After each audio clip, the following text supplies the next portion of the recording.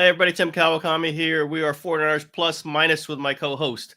It's Matt Barrows of The Athletic. We're recording this Tuesday morning. Barrows is a little sleepy head. Wake up this morning. He had to go to a game and write about it. And I did not have to go to a game. I did write about it, but I didn't have to drive or anything like that because I was on jury duty, which is over now. Everybody, I'm not on jury duty anymore.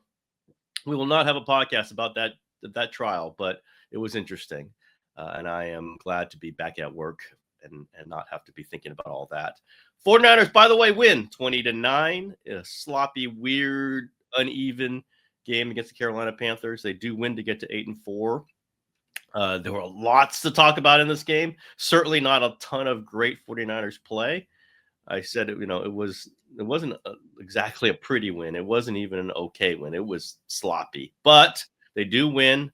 They're 8-4. They hold on to the 7 seed. They've got that bye week just kind of gleaming out there after this weekend's trip to Cleveland. We will talk about that. And I was in the locker room on Saturday, and there were players talking about that bye week. But let's talk about the win. As I always ask Barrows, after a game, we only get 17 of them.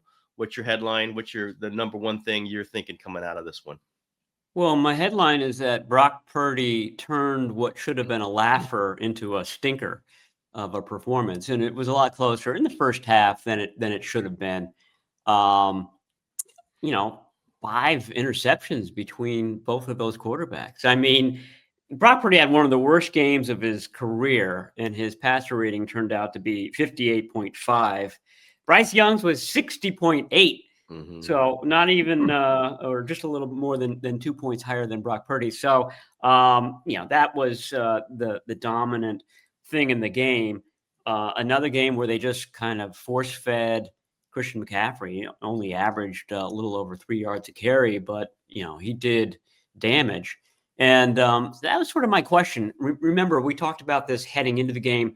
The Panthers were without their top 2 linebackers. Then they lost one of the replacements. So they were playing with their 4th and 5th best linebackers in this game. And that opening drive by the 49ers seemed to sort of acknowledge that. It was all, runs and short passes, and they just kind of systematically went down the field. And I thought, this is the right game plan.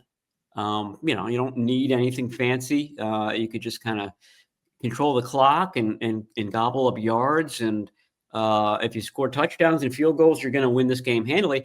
And they did that on the opening drive. But then on drive 2, Brock Purdy drops back and throws a deep ball that just kind of hangs in the air, and it gets picked off. And that started the 3 successive possessions where he threw an interception. So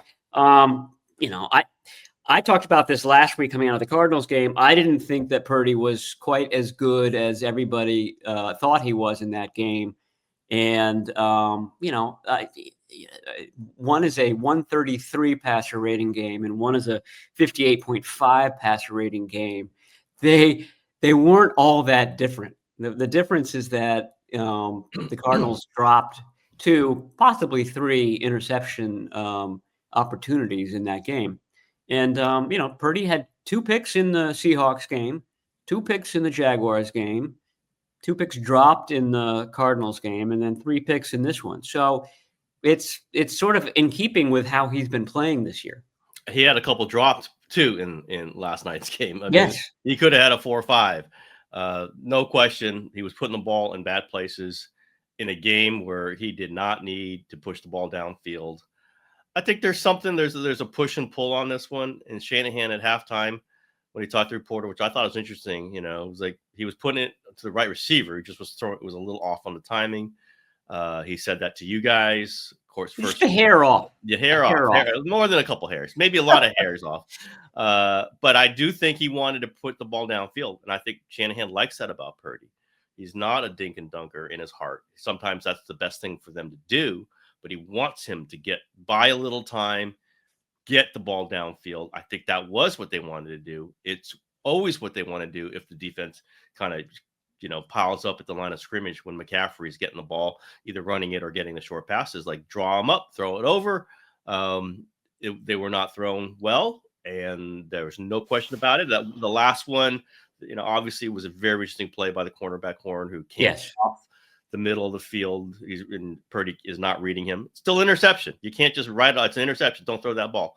Now, obviously, is it the toe? Is he not planning? Because if you're going to keep saying it was the right receiver, which is what Purdy and clearly what Shanahan said, then the balls were off, right? That's what they're saying. Is it the balls were off? Is it just 3 passes that happened to be randomly accumulated? As you point out, he threw some balls that were not all the way there in the last game, which I raved about, which I thought was a great game. Does he just not have the zip on his ball because that right toe is maybe not letting him plant? I thought I'm going to say, let's see. Obviously, the Cleveland game will be a very important marker for that one. It's going to, there's going to be weather. Yeah, there's going to be something falling from the sky, whether it's cold, snow or or rain. That they're not sure. And we have not seen Purdy real great in those games.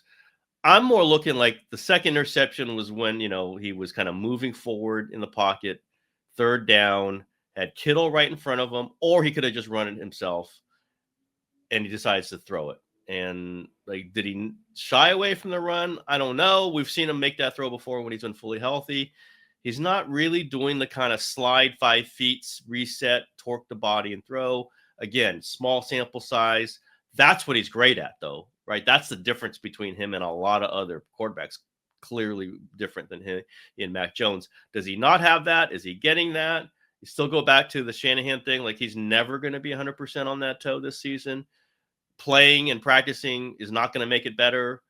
Is it just going to be a limited Brock Purdy? Do they have to realize that? Maybe that's what it is. I'm getting texts from friends about it today. It's like, what is it? What is it?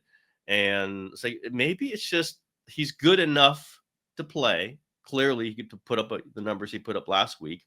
He's good enough to win games. They've won 2 games. But maybe they just have to figure out how to work this and not try to hit the big passes. Now, that's contrary to who he is. It's contrary to what Shanahan wants from his offense. But maybe they have to downscale it like they did in the second half, Barrows. It was a lot of short passes. Yeah. That's it was Mac back Jones to that first drive. And also the Mac Jones offense. And you can win a lot of games doing that. You probably can beat the Browns doing that. You certainly could beat the Panthers doing that. They're not going to want to say that. They're not going to want to signal to the defenses of doing that. Maybe they'll get it back at some point. I would guess more towards after the bye than right now. But can they just run a safe and sane offense, Barrows, with Brock Purdy? They can. I mean, they certainly can. But you're right. It's not in the what Shanahan wants. I thought that the second interception, the one to Pearsall in the end zone or at the goal line, was really interesting because you're right. He could have run for it. And in fact, he had run for a first down 3 plays earlier. And I thought, oh, that's interesting. That was something I was going to write about because in the Cardinals game, he barely ran at all. Yeah. And he certainly didn't kind of scramble forward out of the line of scrimmage at any point in the Cardinals game. And I thought, okay, there's something kind of restricting him, the toe injury. He doesn't want to aggravate it. So he's not doing that very Brock Purdy thing that he does. But he scrambles for 9 yards on that drive. They're facing 3rd and 6. He's got a wide open field. He scrambles and then looks up and he's got Kittle wide open. Yep. In the near ground. And then beyond Kittle, he's got Ricky Pearsall, who's got a step on his guy, and he's single coverage, and he goes with the most aggressive of the 3 options. And I agree with you. I think that Kyle Shanahan loves that. He doesn't have his eyes on the easy throw. He's got the eyes on the backbreaker. But he just doesn't. I mean, he could have led. It didn't even require a zippy pass. It could have been a noodle pass if he had led Pearsall further down the goal line because Pearsall was ahead of the cornerback at that point. But it wasn't. It wasn't the right pass. And so the question becomes: is it the toe that's affecting that throw? I thought it might be just the fact that he hadn't played in a long time and the timing is off. a little bit. But Shanahan rejected that. He said there's no narrative when it comes to late throws. The late throws are just late, I guess. But I don't know. You threw the narrative word at you, Barrows. You threw the narrative. I mean, there's got to be a reason for it, and you know, what Shanahan does, you know, invariably after his quarterback has a bad game, whether it was, I remember Jimmy Garoppolo after they signed him and he starts out the 2018 season kind of ragged. And the question is, what's wrong with Garoppolo? Nothing's wrong with Garoppolo. He's doing great. That wasn't the case. So I think people should understand that when Shanahan talks quarterbacks after a bad game by quarterbacks, he always defends the quarterbacks and minimizes the mistakes. But these are big mistakes. These are a lot of picks. He's got what, 2, 4, 7 picks, and he's only played in 4 games so far. So this is a problem. It's been a bit of a problem his whole career. It's something where you see that, you know, interception percentage in his stat line, and you think, okay, this is the year where it starts to go down. You know, this is the year where he has 30 touchdowns and just 5 interceptions, which is what elite quarterbacks do. But it's always been higher. Like I said, I think that's, if you're looking for problems at quarterback with the big contract that they signed him to, that's one of the flaws that stand out. And the other flaw is that he's gotten banged up a lot over his career. Sometimes he's able to fight through it, sometimes not. But those 2 things are the issues. And there's lots of great things on the other side of the coin. But in terms of gee whiz, you know, flaws, those 2 stand out the most. Yep. I mean, picks are picks. They are not great. They were the only way the Panthers could have won that game. They still couldn't win the game because their quarterback was throwing the ball to the wrong team. He was throwing to Ji'Ayir Brown. It is certainly an issue. It could certainly rear its head in bigger games down the road. I don't know if it'll be the next one. We'll see. Again, it's pretty easy schedule they got, but they do have the Colts coming up after the bye. They got the Bears coming up after the bye. So Jim Schwartz defense in the snow with Myles Garrett lining up over Colton McKivitz. I think there's a lot that could go wrong in Cleveland. That might be a Brian Robinson Jr. kind of game. We'll see. But the Purdy question is big. I will say I'm a Purdy guy. I think he's a really good quarterback. Throwing it to the wrong team and throwing other near picks. I do think the Horn made incredible plays on the ball. Like you see cornerbacks drop those every single time. Right. And Brock Purdy has really kind of relied on the cornerbacks. Yes, not That's why they're not wide receivers, because they don't have you're right. Yeah. These were really good interceptions. And Ji'Ayir Brown had a really good interception too. That the second one was full of contact, and that ball sort of went into a mass of humanity, and he came out with it. So, that was an odd story of the game. There were a lot of fumbles in this game. The ball was all over the place. It was a ragged game, but the DBs, man, they had the best hands of anybody out there. We have seen 49er DBs. We have seen 49er opponent DBs. They don't make those plays. It's just, that's why they're defensive backs is what coaches always say, right? If they had great hands, they would be playing wide receiver. But Purdy was putting the ball in jeopardy. He cannot do that. I am more like, let's see it play out, but he has had this issue over his career. People are certainly comparing it to the Ravens Christmas game, which we all were there, throws 4 picks. That seemed to me much more, they're just jumping the slant route, right? They just knew where he was going to throw that 14-yard out, and they were just standing there. This was more Purdy pushing it downfield, going for that 50-50 ball, saying that Ricky Pearsall or Juwan Jennings are come down with it. And the Panthers DBs were fantastic. The ball was bad, but the Panthers DBs were fantastic. Let's get to how the 49ers offense worked. It was Christian McCaffrey. That's what I wrote about. We've talked about this, the essential 49er, right? I mean, there's been a lot of talk over the years. Who's the most important 49er player? They've got future Hall of Famers, no doubt. But Fred Warner isn't in there. Nick Bosa's not in there. George Kittle was missing for 4 games. Brock Purdy missed 8 games, played a bad game, and they still win. What's the thing that carries them through? What's the constant? And what was not there last year when they fell apart with other injuries, it was Christian McCaffrey. It's just so clear, not saying that he's the best 49er, because Trent Williams is in there too, clearly, but he makes them go. There's no question about that. He leads the league in touches, leads the league in receptions, leads the league in rushes, leads the league in first downs. This is just someone they cannot operate without, and we saw that they couldn't operate without him last season. Scores touchdowns, sets them up, keeps the defense off the field by getting first downs. He's not going to win MVP. Usually that's a first and second seeded team. 49ers are not likely to be that. I think Matt Stafford is looking like the MVP. We shall see how that goes. But my God, Barrows, what if they didn't have McCaffrey? And again, we saw it. We saw what if they didn't have McCaffrey last year. Can you put into context what this guy means to the team in 2025?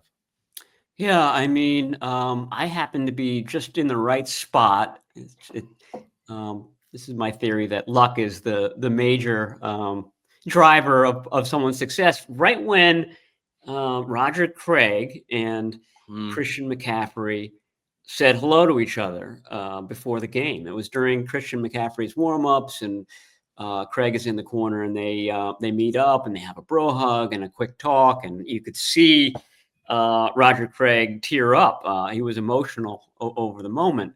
But it just kind of hammered home how rare it is to have a thousand season in the NFL. Only 3 people have done it, and 2 of them were right there in the end zone. I was wondering where Marshall Faulk was.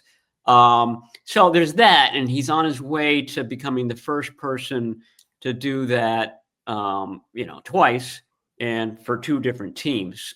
But the opening drive was, what I thought that this team needed, and there was a lot of Christian McCaffrey. I forget how many touches he had. 9, 6 6 runs, the 3 first catches. 5. Yeah. But yeah, I mean, nothing underscores his importance more than that.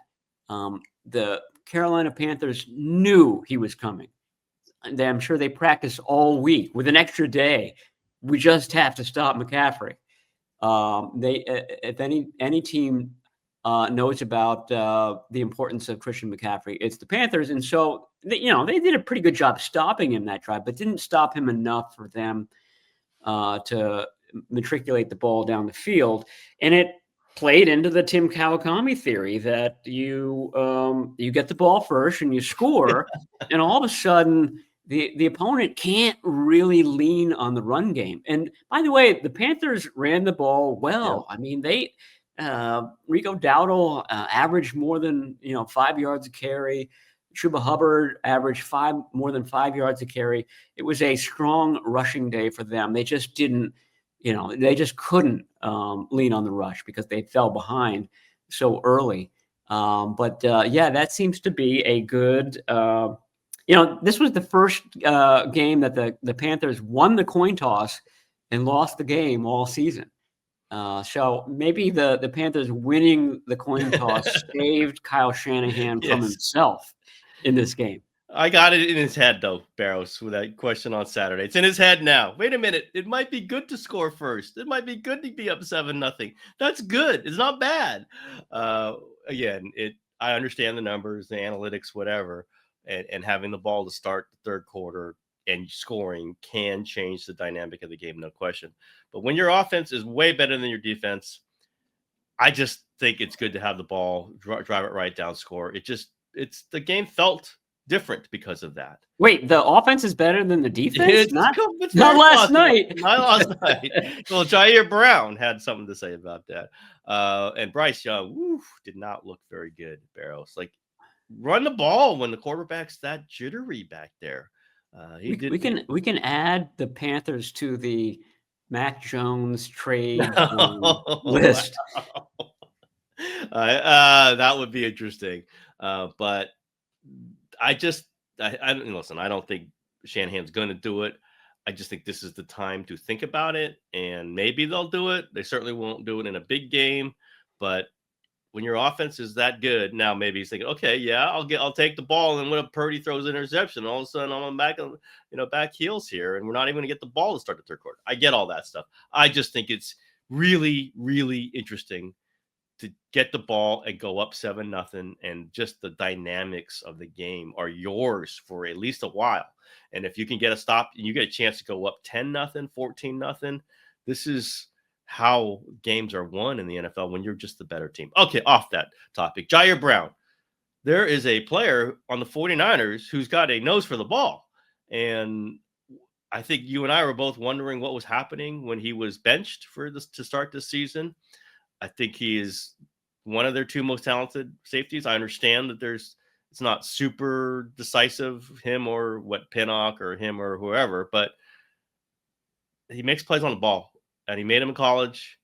Hadn't done a ton as a 49er, but no one else makes plays on the ball. Like, they are running past balls. He makes plays on the ball. That interception in the end zone was an incredible play, because I was looking at it, like, looked like Bryce Young's, rolling right. There's nobody there, but there's Ji'Ayir Brown kind of there. So I think that flash of red is the reason why Bryce doesn't just run in the end. He still probably could have, but he didn't want to try it with Ji'Ayir Brown. And then Brown not only stops the run, he floats back when he's in the throwing motion and gets in the lane and makes a good play on the ball. Not, an incredible play on the ball, but it was a tough play. We've seen DBs drop that interception every single time.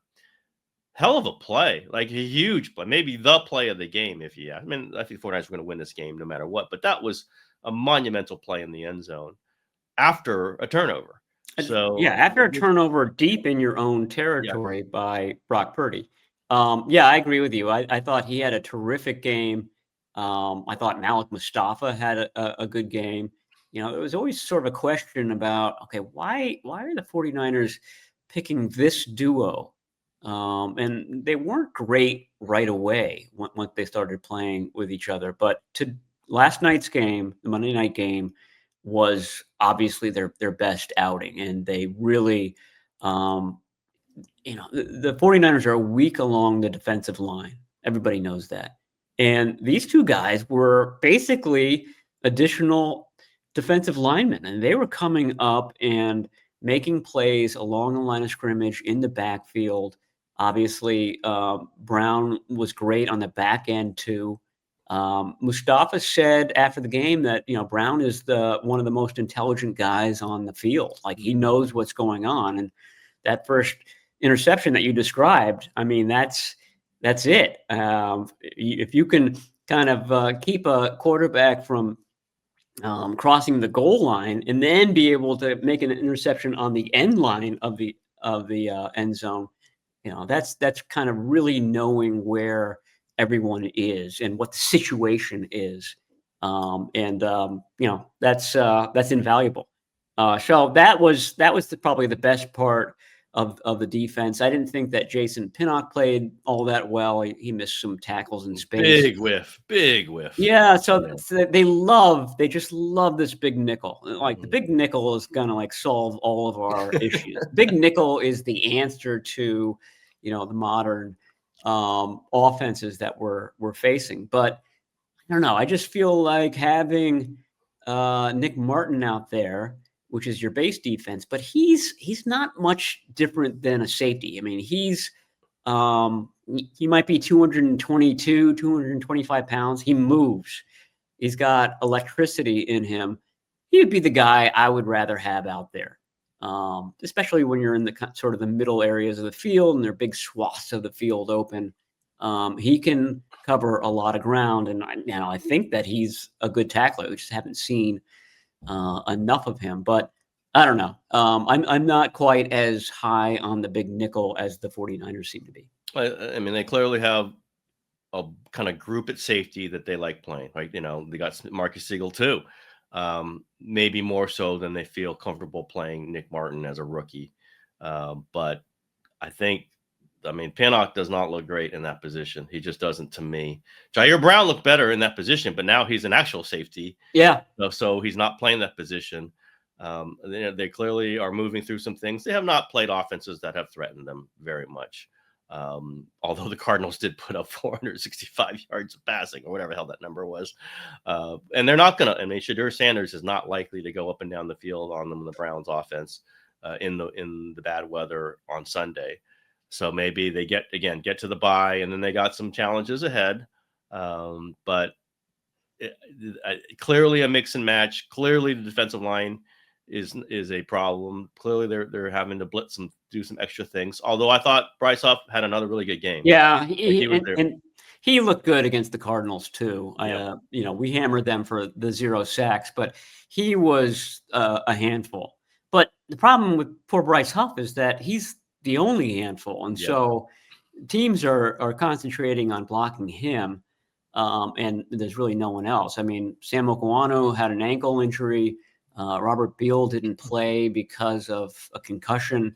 Keon White, he had some moments there. That's right. He got a nice sack there, and then no, it was Cleveland Pearl who had the sack. Yeah, but White was in there. Now they've got some guys who don't, they're not closers. They get up the field, the quarterback kind of notices them, and then they don't get the sack. But just getting up there is something. You make a move, and you make Bryce Young move, Barrows. You make a move in the pocket, it's an incomplete pass. He is not impressive to me. I know he's had good games. I know he can play really well, but he looks like a guy who just, if you move him off his spot and he can't run for it, then he's just kind of stopped. It's going to be incomplete pass. The ball's coming out weird. That happens to a lot of quarterbacks. It has happened to Purdy, but it seems to really happen. He's just so small, Barrows. He's just so, it's hard for him to move, and then he's got a big old offensive lineman in his way. You have a real size prejudice. I do. It's just awful. It's awful that I do that. I was not very impressed. I was not thinking he was going to do much against the 49ers going into this game. I just didn't. And Barrows, I'll have to say it, my 7th consecutive correct pick on the 49ers. Oh, yeah. I did not quite hit the tenor of this one. I thought there would be more points. So but you were right in the tenor of it. It was only the Brock Purdy, back to back issues that kind of kept this should have been a 30. wrap. Yeah, this should have been 30, 33, 34 points without question. They wouldn't even have to breathe hard to do that. They didn't. This team, you can, they have a thing.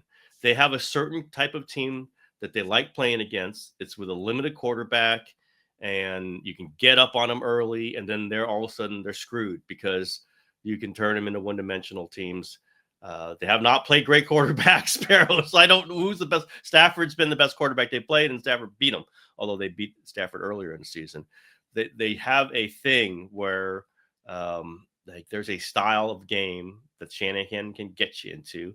It's a Christian McCaffrey game. And if you cannot stop Christian McCaffrey, then he's going to grind you out. That makes it easier for the defense, and the defense can make a few plays, then they're going to win. Which leads us to the Cleveland game. That's a tough one. We'll talk about it later in the week in more detail. But short week, they're flying out Friday. When I think Kittle said that, it hit me yeah, that's right. They take those extra day when it's that far away, 3 time zones. That's a really quick turnaround. It's going to be in weather. We know that Myles Garrett is just eating up quarterbacks. That's a tough one, Barrows. That is one to circle for sure. Jim Schwartz defense. It's all the things that the 49ers offense has issues with. A really good defensive end, weather, and that style of defense. Now, the Browns offense is just horrible. Yep. And the quarterback is worse than Bryce Young. So you would think that the 49ers win this game, but they went to, during their Super Bowl year, a fantastic team, not a lot of injuries in 2023. They go to Cleveland and they lose to PJ Walker. So it's possible that the 49ers can lose this game. And the other kind of component that's working against them is that they are on their last breath. You're right. They're looking at that bye week they've been wandering the desert for years, and it's like this little oasis that they see on the horizon. And they can just make it to the oasis. They're going to be fine. They've been talking about this. They are pissed that it took so. They got this latest bye week possible. Other teams have the late bye week too, but it is on their minds. They are pissed off about it. That might be part of the motivation to win this game.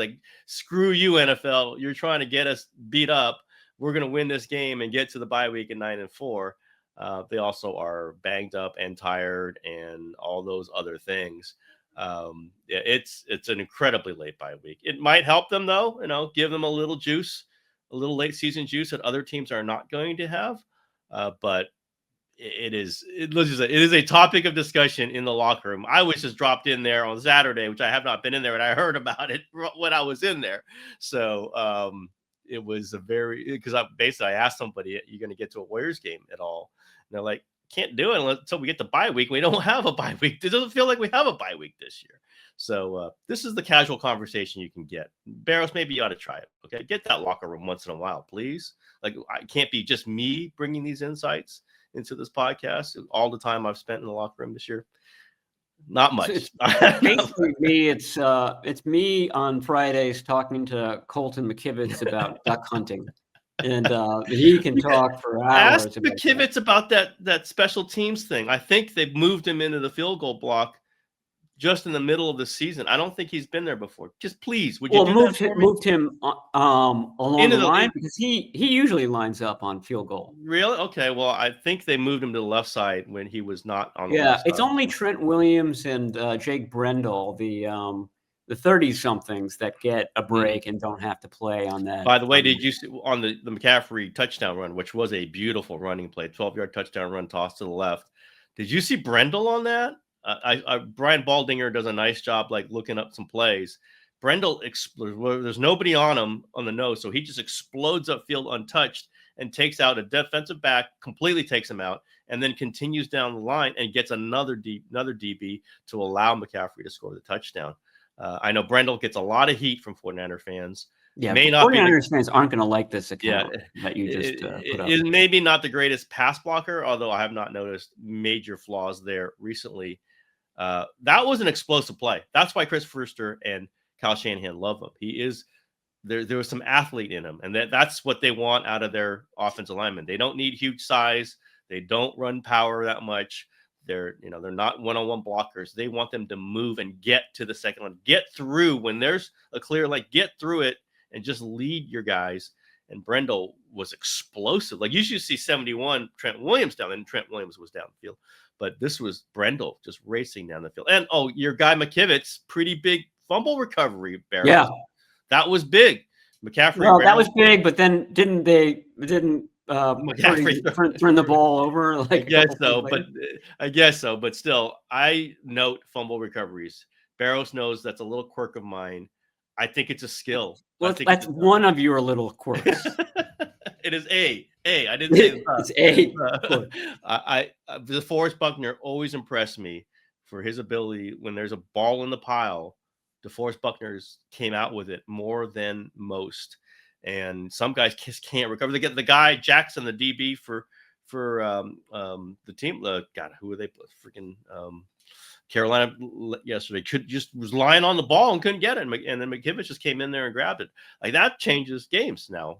Obviously, interception after that made it not as important, but I do think fumble recovery is a talent that is important. Got to note, Matt Gay knocks through 2 field goals. Looked fine. I don't think he's got a big leg, Barrows. I don't know if you were watching. I couldn't watch the pregame warm-ups, but it does not feel like he's going to make many 55-yarders or even attempt them, because that 47 looked like he was kind of dying up there. But it was straight. It was true. And that's all they can ask for him as a sub-in for Panero. I'm sure he'll kick Sunday in Cleveland, which will be a tough setup for field goal kickers. We know it has not been nice to 49er field goal kickers in the past by the name of Jake Moody. So we'll see. Maybe can't ask for too much, but they got to, they get field goal kickers who make them. That's pretty big. And Sky Moore with another good return. He's become somebody I look to say, like, I'm surprised if he doesn't get it past the 30 on kickoff returns.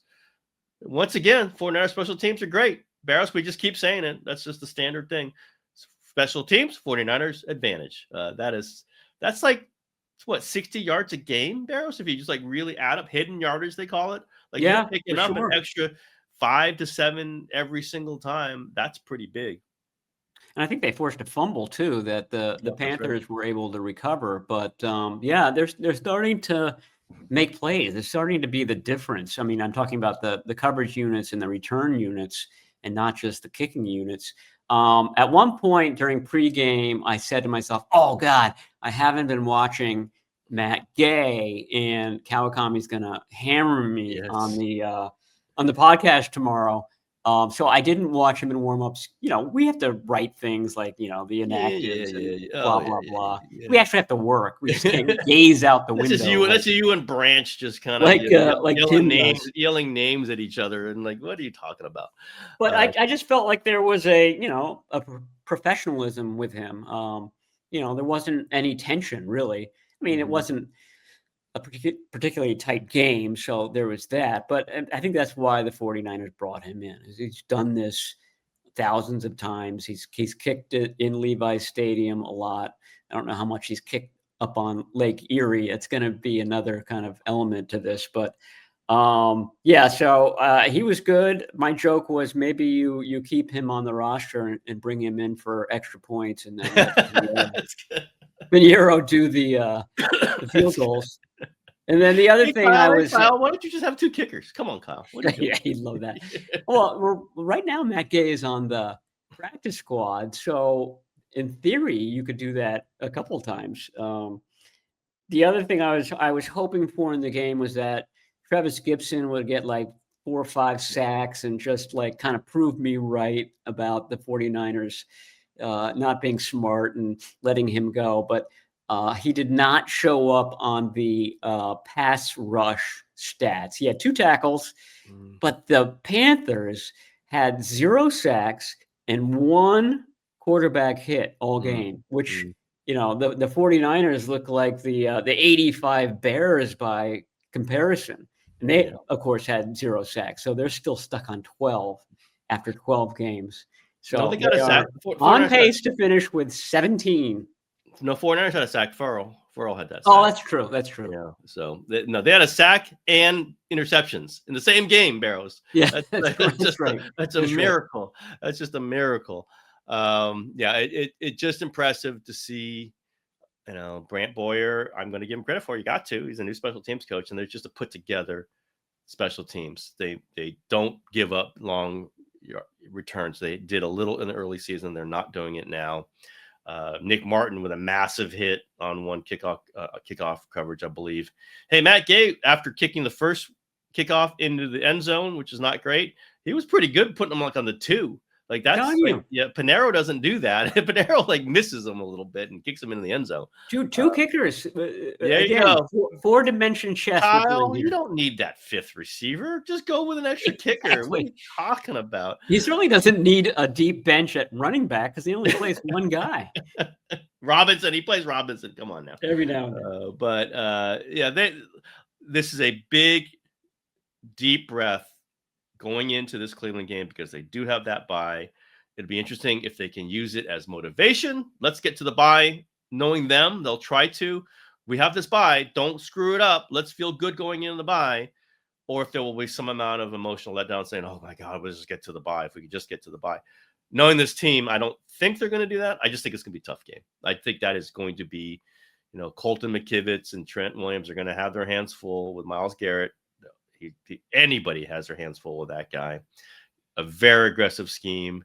They're going to sell out to stop Christian McCaffrey. What can the 49ers do to combat that? Brandon Ayuk, we've talked about that before. I mean, he's not going to be playing, certainly not anytime in the near future, but they don't have receivers who are getting open against, tight coverage. That might be part of the deal. Now, Purdy was still throwing it to him. They could have made the plays if the ball was better, but you're throwing it 20-yard in-cutting route to Juwan Jennings. He's not going to be wide open. That's just not what he does, right? The cornerback's going to be on him. You're counting on him to make the play, which he does often. You're not getting guys breaking loose. Ricky Pearsall, unless I didn't see it, was not breaking loose downfield. It was contested throws. And Brandon Ayuk is a guy who could do that. As we've said, they could use a receiver who does it. Although Tetairoa McMillan wasn't doing it much yesterday after all our praise for him, Barrows. Well, I call it TD. He did catch a TD, but the clank and a few other things, it did not look tremendous. But also, I mean, that passing game is not advanced. That is not. I mean, Canales is a really good offensive mind. I'm not blaming him. I'm not blaming the scheme. I'm just saying with that quarterback, the way they do it, that is not an offense. You go, okay, they can put 7 plays together and go 80 yards in a blink. It just doesn't feel like with them. And we know the 49ers are not a great defense. We know the personnel is not there. But it's tough. Road games are tough. That's part of the equation. But that was not an impressive performance by Carolina. I do look forward to the Tim Kawakami, What I'm Feeling podcast on Friday, because now people on Twitter are picking up on that. They're like, what does Kawakami's crystal ball tell him about these upcoming games? We'll see. I don't want to mess it up, but I've been feeling really strong. And Barrows, I've said I feel strongly about this. That's not and there's no hedging. Yeah, usually people hedge when they make predictions, but Kawakami's all in. I just feel this. It really started with the Atlanta game. It's like, oh my God, Atlanta's pretty good. Or they're like, I just don't see it. I don't see how they're going to beat the 49ers. There's just a feel for that. Maybe it's my NFC South expertise coming in. I've spent so many grinding over that tape. We'll blow one coming up, no question. But and we're getting credit for the noting the George Kittle comments after the previous game where he talked about all the offense getting together, and he did not mention Brandon Ayuk. Maybe he will not be thrilled that we're underlining that, but I just thought that was the clearest sign yet that Brandon Ayuk was not coming back this season, or at least they certainly weren't counting on him. And guess what? They're not counting on him coming back. Maybe he comes back. Maybe he doesn't. It'll be on his way out. I don't know why you'd bring him back on his way out. That's like, maybe you legally have to say you would, and he has to say, I'll try. As we've said, the countdown clock at this point really doesn't make it seem is Shanahan talking today or no? He's not. Yeah, I guess it's a short week and he'll talk tomorrow because it's Wednesday. So we'll be back on the regular schedule tomorrow. One fewer day of recovery for the 49ers. So that's that's another kind of thing going against them going into this week. So yeah, it's an interesting game given the location.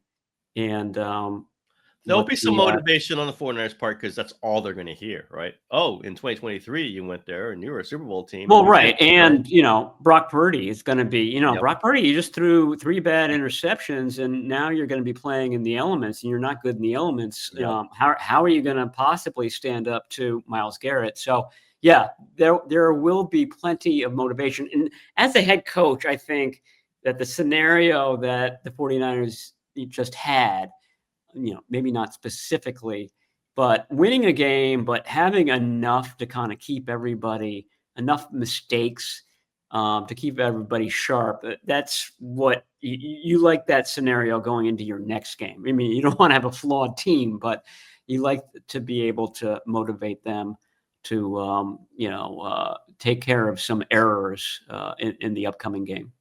Well, let's leave this with the only way I think it's fitting to leave any conversation, to quote Juwan Jennings, don't get punched in the balls. All right, everybody?